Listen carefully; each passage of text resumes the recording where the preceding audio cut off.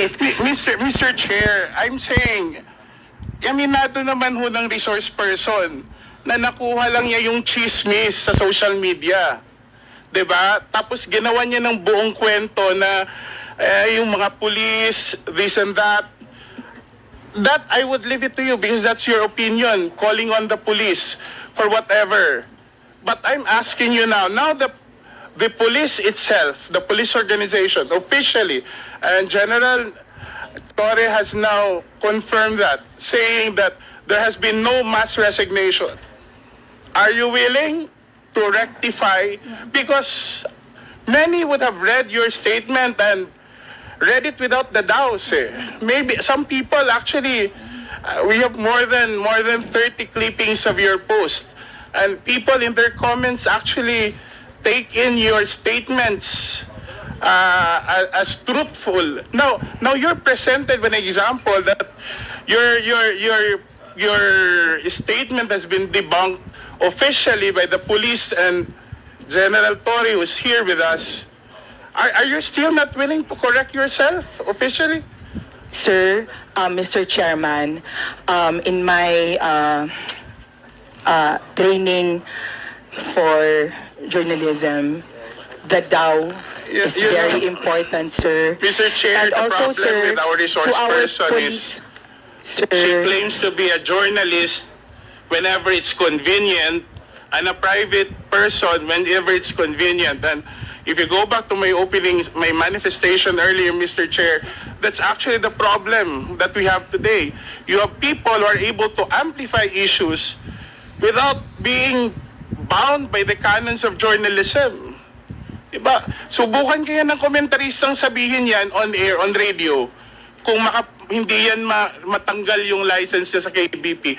And our social media influence, well, not everyone, but those who are able to peddle on sensationalized news or rumors on the basis of mere rumors, no? And I'm not bound by any accountability. Don't even, as the resource person has said, Mr. Chair, doesn't even feel responsible for the consequences of her statements. And I think we're treading on dangerous grounds here. Because, as I said earlier, something that you repeat over and over again, for someone who has a following of 10,000 per impressions per post, 100,000, following 500,000 in her previous account and 200,000 in this current account, that's something that should be considered. Where do we draw the line between one statement and the accountability that he or she must bear for her readers? If this was a matter, Mr. Chair, and I'd like to wind up now, that affects my person, I wouldn't really mind, because I think being criticized openly comes with the job that we have. It comes with being elected to public office. But when it is a matter of national security, when it is a time when the country should be protected rather than weakened by all this misinformation and disinformation, I think we need to draw the line. I think that's all for my question, Mr. Chair. Thank you very much. Mr. Chair, respectfully po, this is what I would like to say, is why a lot of people are afraid to speak out and are afraid of this Mr. Chair, kasi yun po yung sinasabing prior restraint na parang natatakot kami to speak out. Because, sir, people are watching us. The Filipinos are watching us. And Mr. I know Chair, they're not stupid, sir. They know what Mr. Chair, we mean by DAO, what we say by DAO. Why? Do you feel threatened now? Yes, sir. Are we... Yes, sir, because, sir, may I... yes, sir, I think feel there are threatened many now, people sir. here. I don't think we are harassing you. Sir, not you, sir. Mr. Asidra, sir. Because, sir, may I just share that we have a history because we are both from Leyte. Anyway, yes, sir, and I have been a Mr. Chair, vocal critic, sir. Mr. Chair, if I may. I think Representative Asidra has already finished his Thank you, sir. interpolation. Sorry, so sir. maybe... Mr. Chair, I already said in my opening statement that whatever she posted many things about me, but I would not I would not discuss that. But I think, because I think criticisms like that, however unfair it is, comes with the territory of public service. But for someone to comment on national security, for an issue that affects our country, I think that's when you draw the line. I don't think this is about silencing anyone. I don't think this is harassment, because why would you feel harassed when you believe that you've been saying the truth? Because no amount of harassment can ever drown the truth. But if you've been using such power and influence to sensationalize, to influence, to manipulate adversely, to without taking even responsibility for what you said or wrote, I think that's not silencing someone. That's just putting it right where responsibility, where personal responsibility should be upheld. And that's it, Mr. Chair. Before we continue, may the chair would like to acknowledge the presence of our senior deputy speaker, Aurelio Dong Gonzalez Jr. And online, we have Honorable Marie Escudero, Honorable Mitch Cayon, and Honorable Dan Fernandez. The chair now recognizes Representative Benny Abante for his interpellation. Thank you, Mr. Chair. I'd like to follow up the questions of Congressman Isidre to Ms. Crisette Laureta Chu. Ms. Crisette, will you be able to answer my question? Congressman, Mr. Chair, yes, sir. Okay. I don't know if Ms. Crisette actually wrote something about me. No, I don't remember doing that. I don't remember her saying things against me. Have you ever made a statement against me, Ms. Crisette, at one time? I'm not sure, sir, but I'm sure I've been hurt by some of the things that the Quadcom during the time of... Mr. Chair, so you have been hurt. Yes, Why sir. are you hurt? Because, sir, Are you the ones being investigated? Why are you hurt? no, sir, because I'm a supporter, and I just want to be honest. No. Mr. Chair, what I'm saying is this. You are not being investigated. I'd like to ask a question. Why are you hurt? Sir, Mr. Chair, I will just answer honestly. For example, if you are a supporter of a certain politician, as I'm sure your supporters in your district in Manila know, if somebody you love or support is attacked or investigated, it hurts you. But, sir, I'm just being honest because I don't remember that I said anything about you. I'm just saying that I'm sure that maybe there were. I'm not sure, sir. I'm sorry. I don't think I've said anything bad Mr. about Chair, you. I will not belabor anymore on what she said about me, no. But I just would like to reiterate what Congressman Jude has been saying all along. You said, you're a journalist, right? Yes, sir. Okay, I'm not a journalist. Yes, sir. And you said a while ago that you write what you feel. Am I right? On my Facebook, sir, not on my job. Yeah, you said you write what you feel. Am I right? Yes, sir. Okay. Now, I do not need to be a journalist to write what I feel. Am I right? Yes, sir. All right. So why do you always say you're a journalist? Because they asked me, sir, what I do. You were not asked about being a journalist. You said it, that you are a journalist. Now, Sir, being a journalist, Mr. Chair, binanggit mo yung daw. Is that what you feel? Or are you trying to say now that that is what the masses feel? Mr. Chairman, that's what the impression I got from the social media platforms. The like TikTok. impression Yes, sir. that you got. We call it social media impression, sir. Well, I'm quite ignorant with the social media impression, Mr. Chair. But what I'm saying is this. You said that you write what you feel. Now, when you said daw na maraming nag-resign na mga pulis. Daw. Alright? You were not writing what you feel. You were actually writing what you think the masses feel. Am I right? Sir, in the first part of the sentence, yes, sir. And then the second part of the post where I had my own opinion, it was what I felt, sir. So you believe that what you were writing, what you believe to be what the masses feel. Yes, sir, that's right, sir. All right. So you're not writing what you feel, actually. Yes, sir, as well, sir. Therefore, you were wrong in your first statement.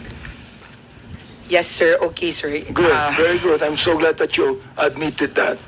All right. Now here is. In light of the new information, sir, in light of I the do press not need release, you to sir. explain. I don't need you to explain, Mr. Chair. Yes, sir, thank you. You admitted you're wrong, and that's it. Yes, sir, thank All you. right. Now I'd like to ask General Torre here. You answered a moment ago, General Torre, that when you speak of a mass resignation, there's none. There's none. Will you please explain further so that Ms. Crisette Chu will be able to understand that is not what the masses feel. But you did your lunch. That's right. Well, there's really nobody on record who filed their resignation, sir, just because of the Duterte arrest, sir. There's none on record right now, sir. What do you want?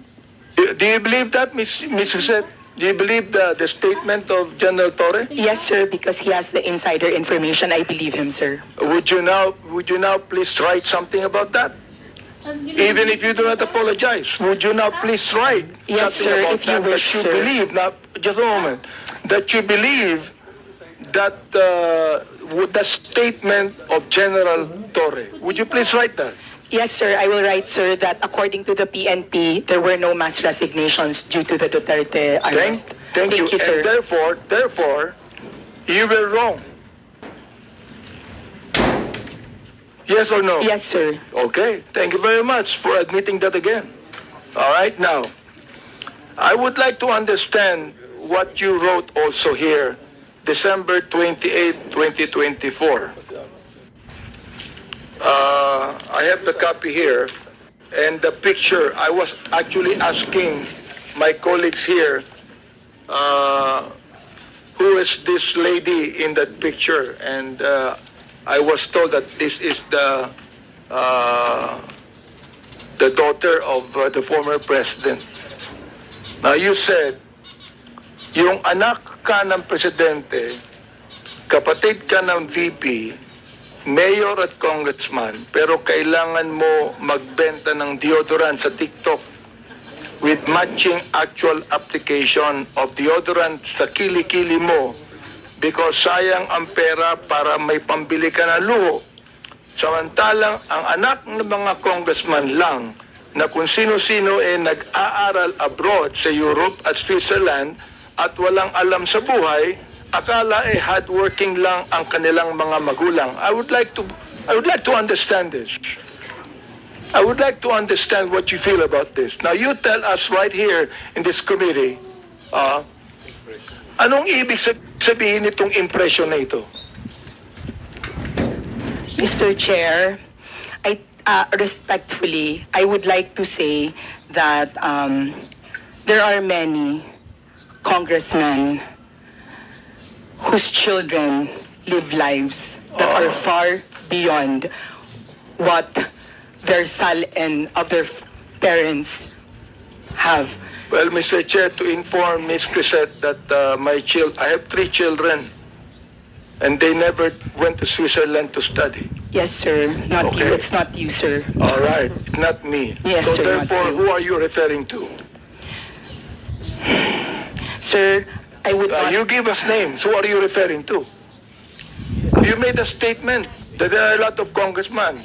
Therefore, you tell us now, who are you referring to? Sir, Mr. Chair, respectfully, my counsel does not want me to mention.